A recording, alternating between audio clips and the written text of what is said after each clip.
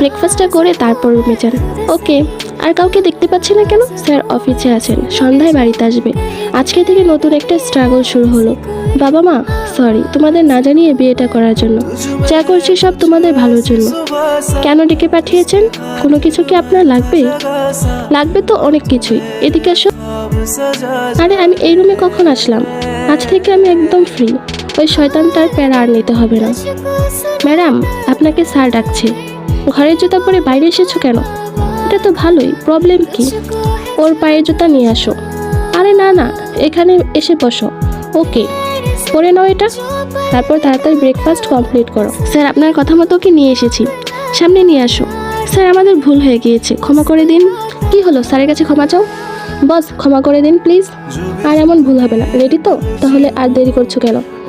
আপনি একটু এদিকে আসবেন, আমার একা একা ভয় করছে। ওকে শুরু করো। এই ধুর, ইস আবারও বিরক্ত করছো। ওহ সরি, আপনি ঘুমান। ঘুমানোর সময় হাত এদিক সেদিক চলে যায় কেন? ফ্রেশ হয়ে নিচে এসো। ঘুম ঠিকঠাক ছিল? হ্যাঁ। কেউ কোনো প্রশ্ন করলে আমাদের ব্যাপারে কোনো পার্সোনাল কোশ্চেনের আনসার দিবে না, বুঝতে পেরেছো? হ্যাঁ।